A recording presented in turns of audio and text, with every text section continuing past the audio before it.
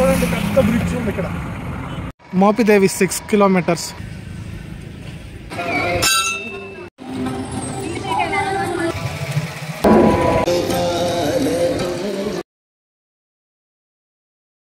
Hello నమస్తే, welcome to my YouTube channel. నా పేరు కృష్ణ. ఈరోజు వీడియో వచ్చేసి ఆంధ్రప్రదేశ్ రేపల్లె దగ్గరలో ఉన్న పెనుమూడి పులిగడ్డ బ్రిడ్జిని, అలాగే ప్రసిద్ధి చెందిన మోపిదేవి శ్రీ సుబ్రహ్మణ్యేశ్వర స్వామి ఆలయాన్ని దర్శించుకొని ఆలయ విశేషాలు తెలుసుకుందాం. మీరు కానీ నా ఛానల్ ఫస్ట్ టైం చూస్తున్నట్టయితే ప్లీజ్ సబ్స్క్రైబ్ చేయండి. అలాగే ఈ వీడియో నచ్చితే లైక్ చేయండి. ముందుగా మనం మోపిదేవి ఎలా చేరుకోవాలో తెలుసుకుందాం. మేమైతే చీరాల నుంచి స్టార్ట్ అయ్యాము. చీరాల, బాపట్ల, రేపల్లె మీదుగా మోపిదేవి వెళ్ళవచ్చు. సుమారు మోపిదేవి వెళ్ళడానికి 72 కిలోమీటర్ల దూరం ఉంటుంది చీరాల నుంచి. అయితే చీరాల నుంచి రేపల్లెకి బస్సెస్ కూడా అవైలబుల్గా ఉంటాయి. అలాగే రేపల్లె నుంచి ఆటోస్ అవైలబుల్గా ఉంటాయి. మోపిదేవి వెళ్ళవచ్చు. రేపల్లె నుంచి మోపిదేవికి సుమారు 5 to 6 కిలోమీటర్లు ఉంటుంది. ఇప్పుడు మీరు చూస్తుంది బాపట్ల హైవే పక్కన బంతిపూల తోట ఉంది. చాలా బాగుంది కదా. చూడండి, బాపట్ల హైవే దగ్గర చుట్టూ కొబ్బరి తోట, అలాగే చిన్న చెరువు ఉంది. చాలా బాగుంది కదా. మీరు గుంటూరు మీదుగా వస్తున్నట్టయితే సుమారు 70 కిలోమీటర్లు ఉంటుంది. అలాగే విజయవాడ నుంచి అయితే 60 కిలోమీటర్లు ఉంటుంది.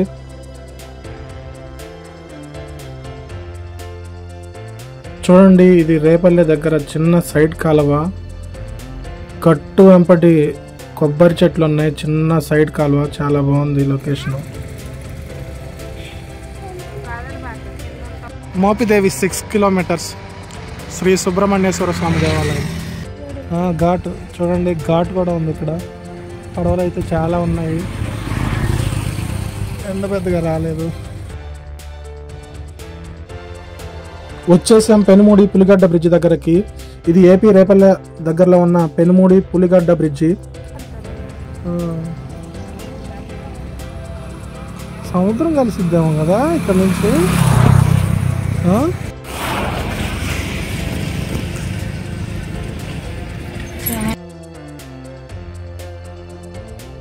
ఈ బ్రిడ్జ్ ఆంధ్రప్రదేశ్ కనెక్టివిటీని పెంచుతుంది. ఇది సుమారు 3.5 కిలోమీటర్ల విస్తీర్ణంలో ఉంటుంది. ఇది పెనుముడి మరియు పులిగడ్డ మధ్య కీలకమైన లింక్గా పనిచేయడమే కాకుండా సుమారు 100 కిలోమీటర్ల ప్రయాణాన్ని తగ్గిస్తుంది ఈ బ్రిడ్జ్ వల్ల 100 కిలోమీటర్లు మన ప్రయాణాన్ని కూడా తగ్గించుకోవచ్చు. ఇది నేషనల్ హైవే 214 మీద ఉంది. ఈ బ్రిడ్జ్ మీద శాశ్వతంగా ఘాట్ కూడా ఏర్పాటు చేశారు. పుష్కరాల టైంలో స్నానం చేయడానికి ఘాట్లు కూడా పర్మనెంట్గా ఏర్పాటు చేశారు.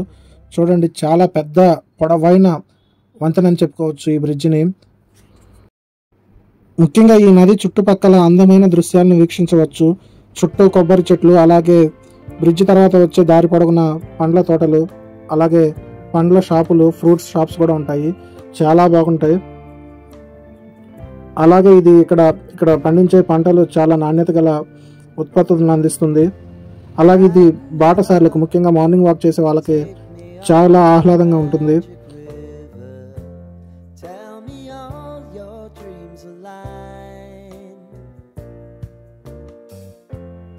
ఈ బ్రిడ్జిని 2006లో నిర్మించారు.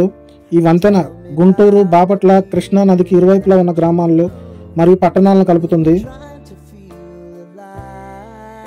కృష్ణా పుష్కరాల సమయంలో పవిత్ర స్నానం ఆచరించడానికి వచ్చే యాత్రికుల సౌకర్యార్థం ఈ వంతెన నిర్మించారు.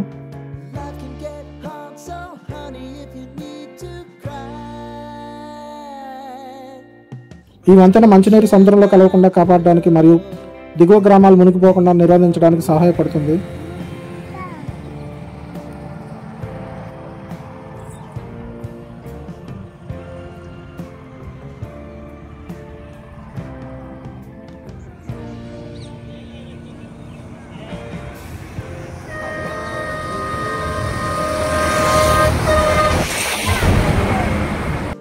చూడండి, చుట్టూ కొబ్బరి చెట్లు, పెద్ద నది, చుట్టూ కొబ్బరి చెట్లు, ఫ్లైఓవర్.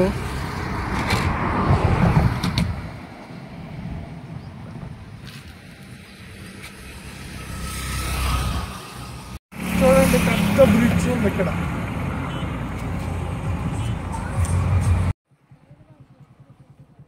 చూడండి, రోడ్డు మీద ఆర్చ్ కన్స్ట్రక్షన్ చేస్తున్నారు. Mopidevi temple arch. మేకలు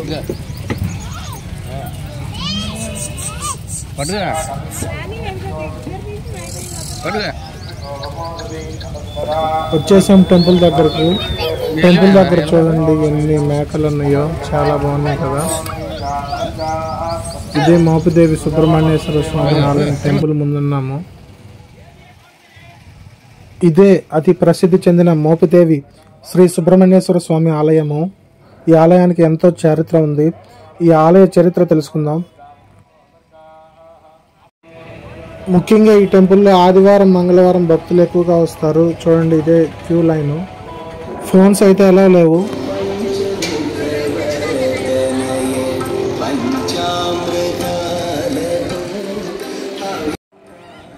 ఇక్కడ ముఖ్యంగా అన్నదానం ప్రతిరోజు చేస్తారు.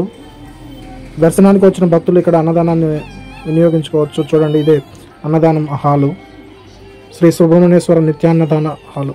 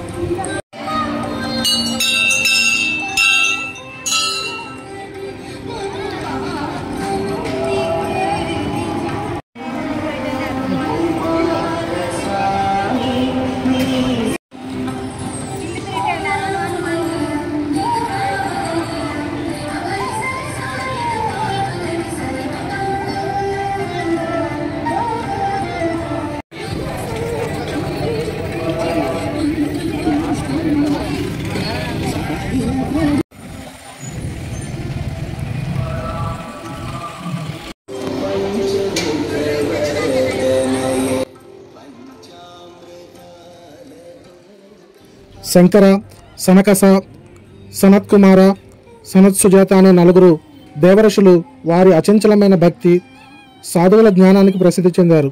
వారు అనైతికంగా ఉంటారు. ఇతరులకు ఎల్లప్పుడూ వారు 5 సంవత్సరాల వయసులో ఉన్నట్లు కనిపిస్తారు. వారు తమ శరీరాలను కప్పుకోకుండా నగ్నంగా ఉంటారు.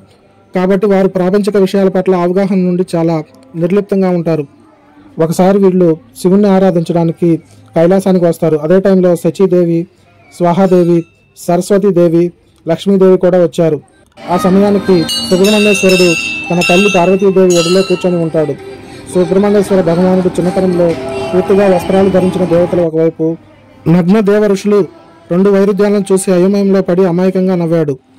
పార్వతీదేవి అతని మూర్ఖత్వానికి సుబ్రహ్మణ్యేశ్వరుని నిందించింది. తరువాత సుబ్రహ్మణ్యేశ్వరుడు తన లోపాన్ని గ్రహించి దోషాన్ని పోగొట్టుకోవడానికి తపస్సు చేయడానికి అనుమతి కోరుతాడు. సుబ్రహ్మణ్యేశ్వరుడు అనేక సంవత్సరాలు పాము రూపంతో మారువేషంలో తపస్సు చేసి విజయవంతంగా తన మూర్ఖత్వాన్ని పోగొట్టుకుంటాడు. సుబ్రహ్మణ్యేశ్వరుడు తపస్సు చేసిన ఈ ప్రదేశం తర్వాత మోపిదేవిగా పిలువబడింది. విన్నారుగా మోపిదేవి చరిత్ర. చూడండి ఇక్కడ చాలా ప్రశాంతంగా ఉంది వాతావరణం.